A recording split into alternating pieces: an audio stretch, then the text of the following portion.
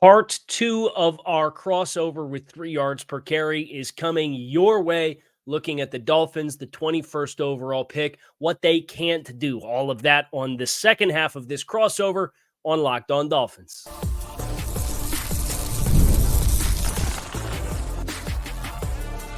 You are Locked On Dolphins, your daily Miami Dolphins podcast, part of the Locked On Podcast Network, your team every day.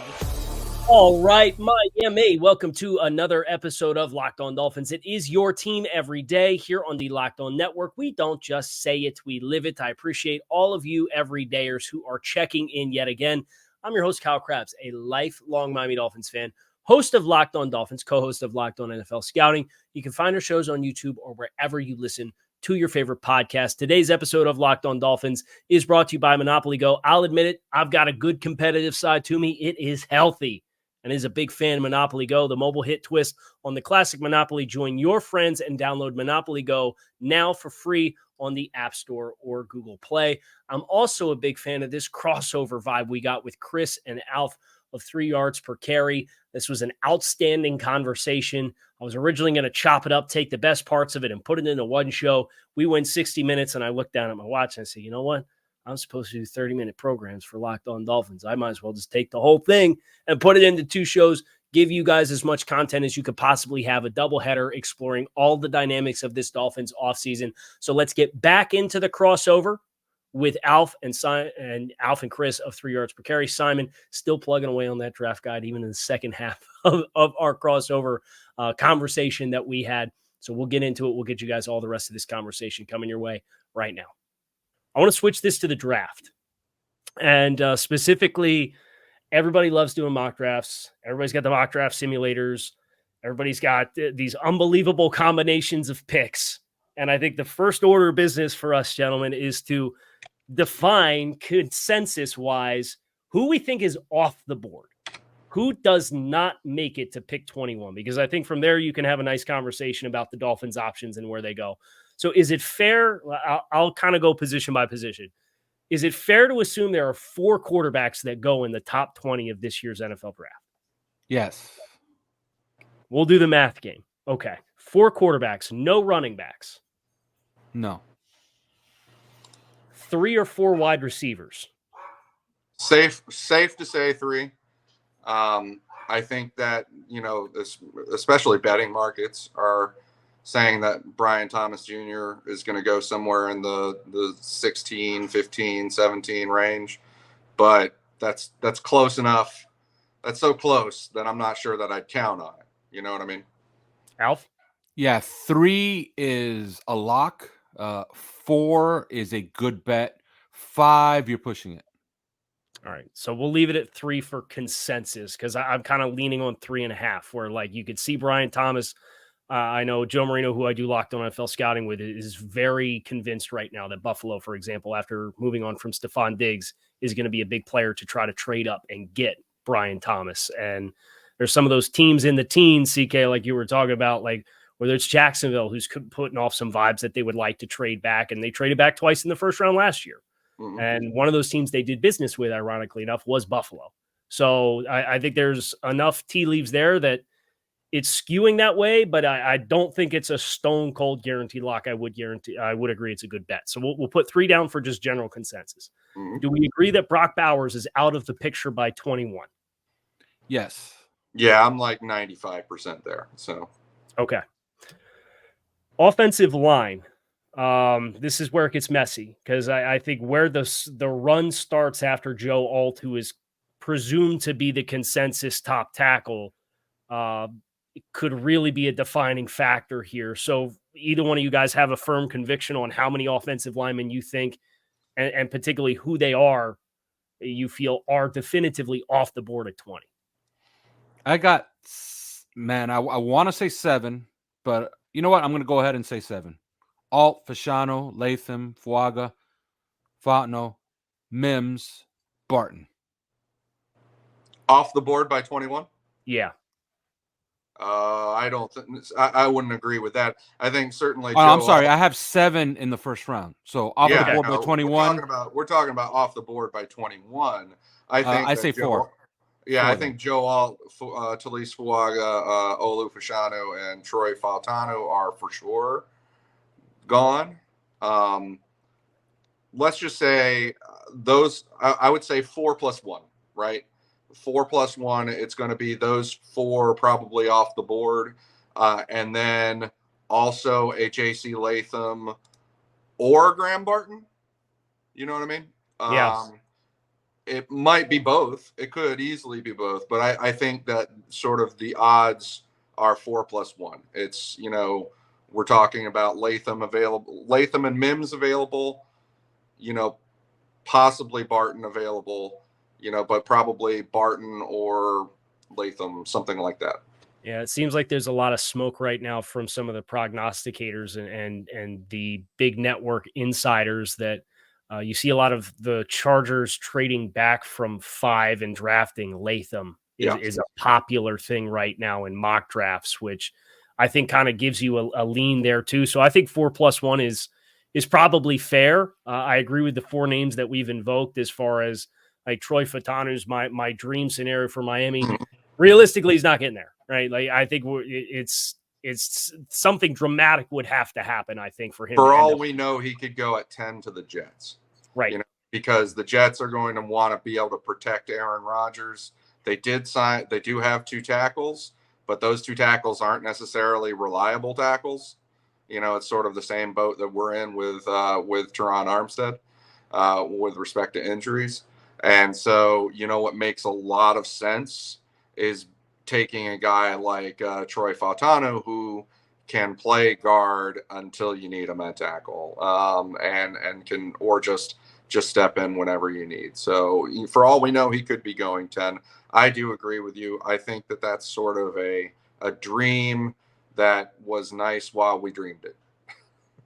So that gives us 13 on offense. I think what's interesting about defense is the forecast for the top 10 are like 80% offensive players. So you get into the defensive side of the football, and I think this list kind of gets a lot more lean. For example, the edge group. The edge group kind of has a consensus top 3 names.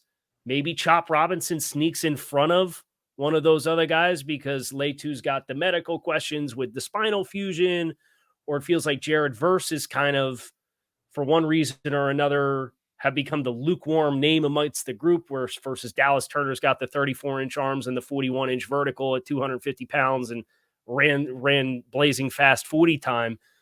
How do we think from a numbers perspective, who goes, who doesn't before 21?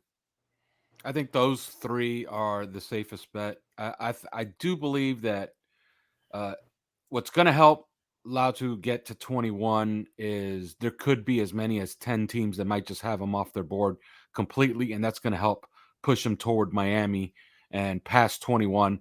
I do believe Dallas Turner will go before 21. I believe Jared Verse will go before 21. So I got 2 for sure. Okay. I can't guarantee that anybody aside from Dallas Turner and probably Byron Murphy are going to be gone. By the time we get to 21, I think that Byron Murphy, based on everything that I've heard, everything that I've read, there's enough there that his first step quickness is going to be coveted. And the comparisons are kind of getting a little wild too. With some of the players that they're comparing him to. And, I've heard enough teams that are onto him that I'm pretty confident he goes before 21. So I don't think he's going to be available. Dallas Turner, similar, even though I don't think anybody really loves Dallas Turner. I don't get that feeling. I don't know about you, but I don't get that feeling that they think that he's, this bust-proof, great edge player. But you do get the feeling that he is consensus top and that he's going to go. And particularly, but even that you wonder about because everybody's saying to Atlanta, right? And that's where he is. And I always get wary of these situations where when a guy is just pegged to the same team over and over again. Well, what if they don't? Right.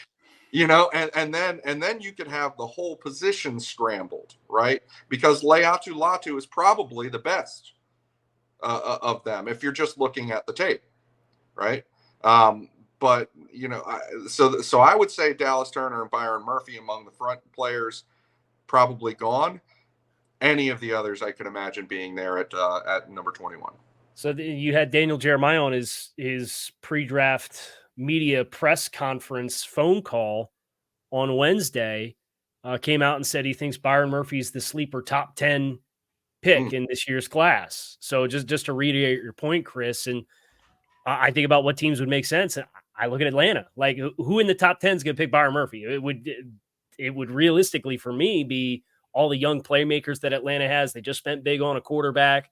They got the running back. They got an offensive line where they're running everything back.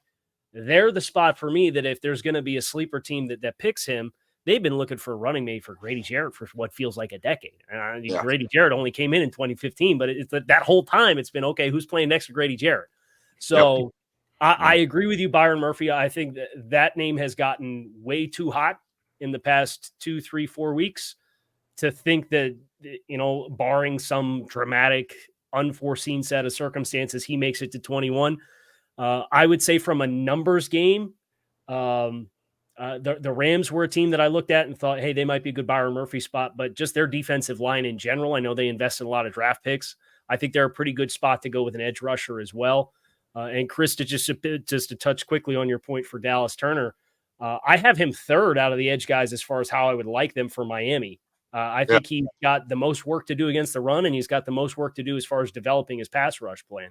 I think there's no question the physical traits that he has are off the charts, but you're drafting him based off of he's the only guy that had 34-inch arms and he had the fastest 10-yard split out of the group. And if that's how you're stacking him there, okay, maybe it's Denver at 12 if they choose not to go quarterback or whatever other team, but whether that's Atlanta at 8 or otherwise. But I agree with you. The slam dunk element of Dallas Turner as edge one in this draft class, I'm not sure I'm ready to buy on predictively, especially if Byron Murphy is the guy that makes the leap.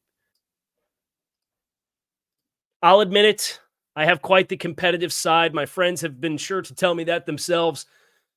And my competitive side, it just so happens to love Monopoly Go. I'm sure you've heard of it. It's been downloaded over 150 million times. It is a great twist on the Monopoly Classic, where you play on not one, but hundreds of Monopoly boards in crazy locations, building up amazing cities that bring you big money. But the best part is messing with your friends. I can not only charge them rent on my iconic properties, just like in classic Monopoly, but I can also heist their vaults for riches for myself. And the leaderboards show who the biggest Monopoly tycoon is. It's not just my competitive side that loves it. It's my collaborative side as well. You can team up with friends and people from all around the world in timed tournaments to earn huge rewards. So get in the game and join your friends. Download Monopoly Go now for free in the App Store or Google Play. But I think that would give us, we'll split the edge guys and we'll say there's 2 edge guys that go. Who they are really is kind of in question, and then Byron Murphy comes off the board. So that gives us 16, probably no linebackers. No, probably no safeties unless you're counting Cooper DeJean. And even then, I don't think he's a stone cold lock to go in the top 20. No, I mean, he's certainly not a lock to go in the top 20. He's pressing, but also, what do you consider him? I got one corner. That's it. Well, I think Terry and Arnold and Quinyon Mitchell will go. Right. I got Quinyon Mitchell for sure. I'm not sure about Arnold. Arnold was a weird one for me, where he had this nice glow up this season and really felt like he took the next step, but then he came in a little bit smaller than what you thought he was. And when you watched him on tape, I thought there was this really stark difference between the 2 Alabama corners, where McKinstry I really liked in the man coverage and playing physical with guys. And I think the phrasing that I had heard somewhere was he uses his hands to cover for his feet. And I think that was really applicable because of when he gets hands on guys and he's physical, some of the deficiencies in his game and transitional quickness stuff really goes away because of how big and strong and long he is. Where I thought Arnold was more of the traditional Saban, zone match, vision corner, playing from depth, instincts, being able to have transitional quickness at the top of the route stem. So very different corners. I would be inclined to agree. I think there's enough smoke on Arnold that he does go, but I think Quinyon Mitchell's like the comfortable stone cold lock where just he checked all the boxes in this preseason, or in this offseason cycle. So that would it's interesting, not to interrupt, but about Terry and Arnold. And first off, Kool-Aid McKinstry, you're basically describing Xavier Howard when he was coming out. Right. But Terry and Arnold, the interesting thing about him is, it just came out today that, for example, that the Dolphins hosted Tennessee wide receiver Ramel, what's his last name? Ramel Keaton. Mm-hmm. And I was watching him against Alabama, and he's mossing Terry and Arnold. He's out there making plays on him. He's out there catching balls underneath and then making them miss, forcing missed tackles from Terry and Arnold. He's catching balls over him. I mean, it's one of those things. And Terrian was on him the whole way until he came out of the game. And so, I personally haven't necessarily seen it with Terry and Arnold. But like you said, there's a lot of talk about it. There's a lot of talk about him going in a certain area to certain teams. And, at some point, okay, you just take that as it is. Sure. That would give us a total of 18 players that we've kind of consensus-wise felt. Now, the nice thing with that is you say, okay, 18. If I come up with who I think best 3 available are that aren't a part of the 18, there's somebody that's going to be guaranteed there for Miami. So I guess I would ask both of you guys, for the guys who weren't included in the consensus, what do you have as far as, and no particular order, not to necessarily put it all out there a week before the draft, but if you think about who was not included for you respectively in coming to a consensus, what's your short list look like for names that were not on there? Well, for me, it's obviously, we haven't mentioned Graham Barton. He's right there on the cusp. And I guess whoever's left over from the edge group is going to be tempting. Mainly Latu. That's the only one I would bang the table for. I can pass on the other 2 comfortably. And Cooper DeJean is still there as well. So you're going to have your pretty wide pick, which would suggest if they have a very, very tight board, they could be just shopping that pick for just extra picks and not being too picky about it, for lack of a better word, no pun intended. And they're probably gonna trade down. I thought Chris Greer was very revealing in his press conference, when usually he's going to be a little bit coy. He just sounded like a guy that, has a pretty tight board and likes what he likes and is willing to move down to get something that he might have further down the trough than just being forced to make that pick at 21. I took it really the other way, which is interesting from an interpretation. Which means that what Chris Greer did was actually worked then, because he has us both confused. Well, you know why I took it the other way is because, when he talks about how they have fewer than 21, first round picks, right? But he's pretty sure at least 1 or 2 of them are going to be there, are going to be at that pick 21. To me, that almost leads me to believe they really, and he even used the phrasing when, but he was, in fairness, he was talking about accepting a trade well in advance of the draft. But he used the phrasing, if an offer blows us away, okay, then maybe you just feel like you have to jump on it because the offer's that good. He's been in positions where the offer has been that good before. He's been in positions where the offer is, and I think that what he's revealing when he says that there are fewer than 21 first round picks on our board, and we're pretty confident that one or two of them at least are going to be there at pick 21. I think he's saying, I'm not going to trade down and lose those only ones, those only first rounders left available. Like, that would be good first rounders for the Miami Dolphins, because that board is already culled, based on the quote unquote the Miami Dolphins fit. And that's going to be a combination of schematic fit and roster opportunity, depth chart opportunity. And so I don't think he's gonna be sitting there with, a couple of first rounders, only one or two first rounders left on the board, and he's going to trade down and start getting into second round. He's going to have to be paid handsomely to do that. And we know Chris Greer does not accept a draft day trade unless the chart value is positive for them, and so, they have a very high standard that way, and he will stick to that standard, hell or high water. That's kind of who he is as a GM.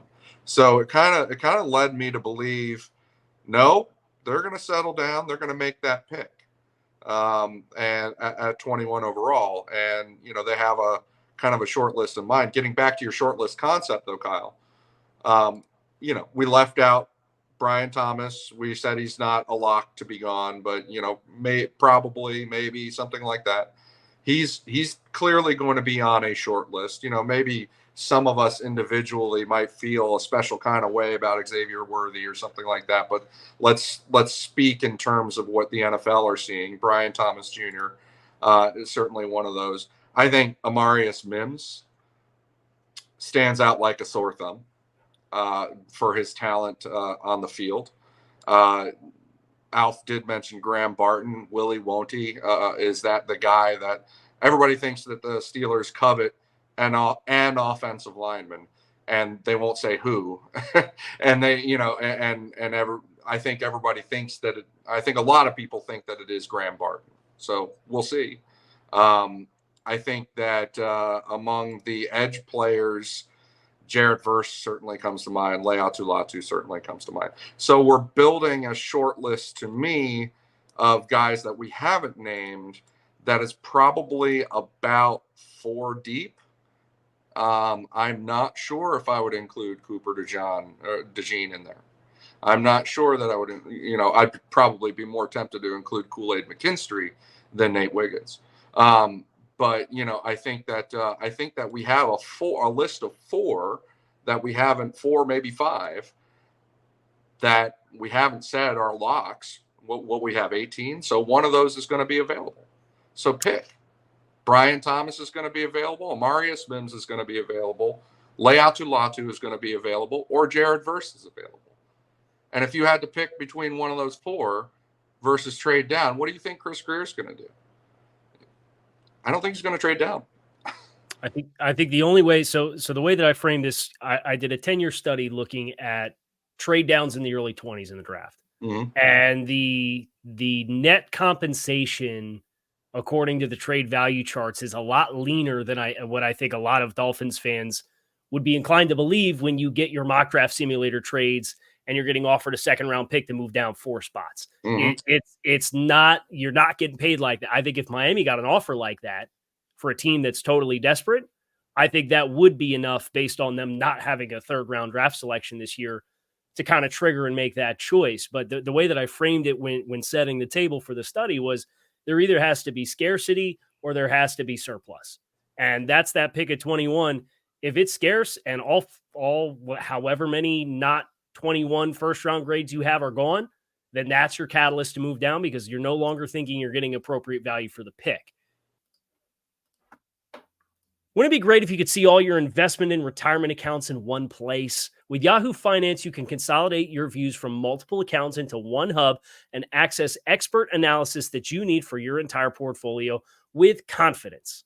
For more than 25 years, Yahoo Finance has been the brand behind every great investor. Whether you're a seasoned investor or you're looking for a little extra guidance for yourself, Yahoo Finance gives you all the tools and data that you need in one place. They're the #1 finance destination, providing a holistic look at the financial news cycle, including breaking news, original editorial perspectives, analyst ratings, independent research, customizable charts, and so much more. With a community of over 90 million users each month, their real strength is helping you find your way to financial success. For comprehensive financial news and analysis, visit the brand behind every great investor, yahoofinance.com, the #1 financial destination, yahoofinance.com. That's yahoofinance.com. If all four of the names that we're talking about here are somehow sitting on the board at 21, then I think that's where you can get into, okay, did Minnesota not successfully swing the trade, and do they want to jump Philly for Kool-Aid McKinstry? And then you can maybe get a 3 and maybe send a 6 back and get like a pick swap involved to upgrade one of those picks and close the gap a little bit. Like I think that's where the trade down opportunities are likely, is totally scarce or surplus. And it feels like, based off of what Chris said in his pre-draft press conference, which I think it's very interesting, a lot of it did not make the formal transcript in talking about some of this kind of stuff, not to read too much between the lines for anything Chris did or did not say.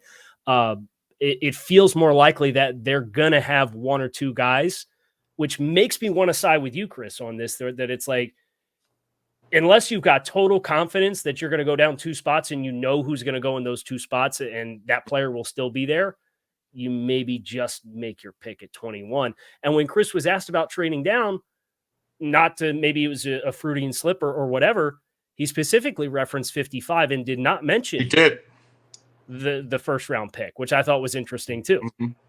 I think that was another thing that, I don't know if he did that intentionally or if he was being coy, or if, he can play games sometimes too, but he did say that. He said that the trade down would be, he pretended that any offers to trade down would involve that 55 pick, not the 21 pick. And I thought that was really fascinating. I think you frame it really well about either there's surplus opportunity for the trade up for the team, surplus, I guess, motivation for the teams trading up, or it's just really heavy motivation to trade down because there aren't, you're reaching that area where there aren't any more of those first round guys available to you anymore. One thing I will stipulate with Chris Grier is he does not ever seem motivated to make that trade down and therefore accept the lean offer. He's the same way in free agency with his offers to players too, for the most part. He will stick to his, and this has been put to me by source after source, he will stick to his valuations. He will stick to his formulas, and he will not violate them. And that's what you have to keep an eye on. That's why everybody's like, I think they should trade down. It's like, yeah, who's trading up? Because I almost want to eliminate the entire phrase trade down. There's no such thing as a trade down. Who's trading up? It's only a trade up. Who's trading up? Why? And what are they going to give? And that's how a GM has to view it as well. A GM like Chris Grier, like, okay, who's trying to trade up with us, and what do they want, and what are they offering? Those are the questions. And because I don't think that he's particularly motivated to accept. Go back in time. Remember when we took, unfortunately, Deion Jordan, right? Yes. And remember that trade up to get there. I think it might have 2 been second-round picks. Yeah, or not? Wasn't it just 1 second-round pick? Was it the pick 42? It was from number 12 to number 3, I think. And I think it cost us only like a number 50 overall or something along those lines. It was ridiculously below value, right? Mm-hmm. That's the kind of trade that Chris Grier will want. And his version of being motivated is accepting maybe just a little bit more than chart value. Yeah. Pick 42 got that deal done. Pick which ended 42. up being offensive tackle Menelik Watson from Florida State was the difference. 12 to 3. Right. So I guess what a great name to invoke as I ask my final question of you guys. You guys have both been very gracious with your time, which I'm very appreciative of, and it's been great talking ball with you. But I told you at the start, the last thing I wanted to ask you is, what's the one thing the Dolphins can't do in your mind with this draft class? So bringing Deion Jordan into the picture is a perfect transition into that. I'll give you guys both the floor there. The one thing that for you guys, Miami can't do in this draft. In my opinion, the one thing they can't do in this draft is draft for the class of 2026. They have to get 2 contributors out of this class at 21 and 55, or maybe when they trade down from 55 if they can.